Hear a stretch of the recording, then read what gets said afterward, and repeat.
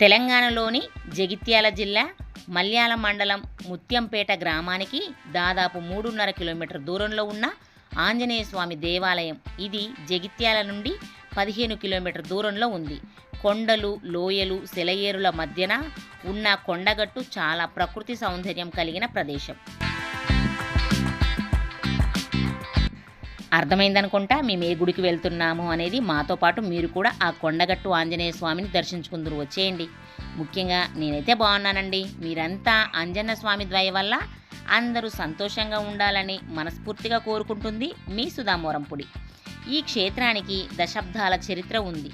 ఆలయంలో ఆంజనేయ స్వామితో పాటు వెంకటేశ్వరుడు, అల్వారులు, లక్ష్మీదేవి విగ్రహాలు కూడా ఉన్నాయి. ముఖ్యంగా ఇక్కడ మానసిక వైకల్యము లేదా అనారోగ్యంతో బాధపడేవారు, ముఖ్యంగానండి సంతానం లేనివారు 41 రోజుల పాటు ఈ గుడిలో పూజ చేస్తే సమస్యలన్నీ తొలగిపోయి సంతానం లేని వారికి సంతానం కలుగుతుందని నమ్ముతూ ఉంటారండి.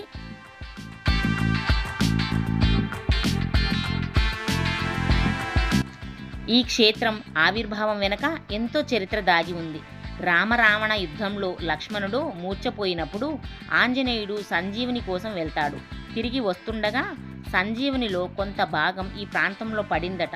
కాలక్రమంగా అదే కొండగట్టుగా మారిందని చెబుతారండి.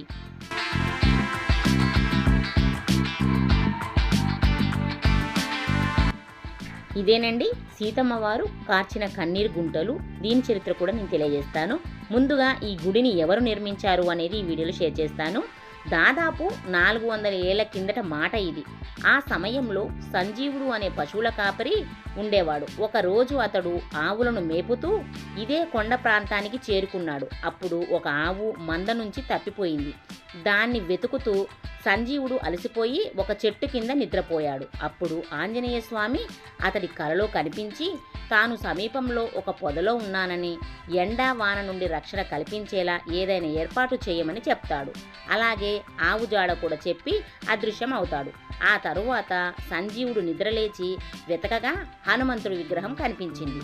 కొందరు సహచరులతో కలిసి స్వామివారికి చిన్న గుడి కట్టించినట్లు చెబుతారు. ఇక్కడ మా బ్యాడ్ లక్ ఏంటి అంటే మేము వెళ్ళేసరికి గుడి క్లోజ్ చేసేసారండి. అంటే టైమింగ్స్ ఉంటాయి కదా, మార్నింగ్ 3 నుంచి 1 గంట దాకా ఉంటుందంటండి. అంటే మనం దర్శనం చేసుకోవచ్చు. మరలా 3 నుంచి మధ్యాహ్నం 3 గంటల నుంచి నైట్ 9 దాకా ఉంటుంది. ఇంకా మేము ధర్మపురి వెళ్ళొచ్చేసరికి లేట్ అయిపోయింది. స్నానాల అనంతరం వెళ్ళేసరికి గుడి క్లోజ్ చేసేసారు. ఇంకా మాకు అదృష్టం లేదనుకొని బయట నుంచి ఆ స్వామివారిని తలుచుకొని దండం పెట్టుకొని వచ్చేసాము. ఇంకా మీకు కూడా హెల్ప్ అవుతుంది ఈ వీడియో, ఎలా వెళ్ళాలి అనేది కూడా తెలుస్తుంది అనేసి ఈ వీడియో అనేది షేర్ చేస్తున్నాను. 3 నెలల క్రితం కూడా మేము ఈ స్వామివారిని దర్శించుకోవడానికి వెళ్ళాము. అప్పుడు దర్శించుకున్నాము మనస్ఫూర్తిగా. కొండగట్టు ప్రధాన ఆలయం వెనక బేతాళ స్వామి గుడి ముందు భాగంలో సీతమ్మ వారి కన్నీటి గుంటలు కనిపిస్తాయి. ముందుగా చూపించాను కదండి కన్నీటి గుంటలు, అవేనండి. అరణ్యవాసంలో శ్రీరాముడు కష్టాలను చూసిన బాధపడిన జానకిమాత ఇక్కడే కన్నీరు కార్చిందని చెబుతారండి. ఇక్కడ హనుమాన్ జయంతి చాలా విశేషంగా జరుపుతారు. హనుమాన్ జయంతి సందర్భంగా లక్షలాది భక్తులు స్వామిమాలను ధరించి దీక్ష చేపడతారండి. ఆ సమయంలో కొండగట్టు మొత్తం కాషాయమయంగా మారుతుంది. ఇక్కడ మంగళవారాలు, శనివారాలు ప్రత్యేకంగా పూజలు అనేది జరుగుతూ ఉంటాయండి. ఇక్కడ నైట్ నిద్ర చేయడానికి కూడా రూములు అవైలబుల్ ఉంటాయి. 150 ఛార్జ్ చేసి తీసుకొని ఇస్తూ ఉంటారు రూములు.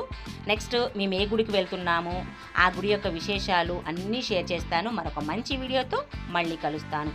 అంతవరకు సెలవు మరి.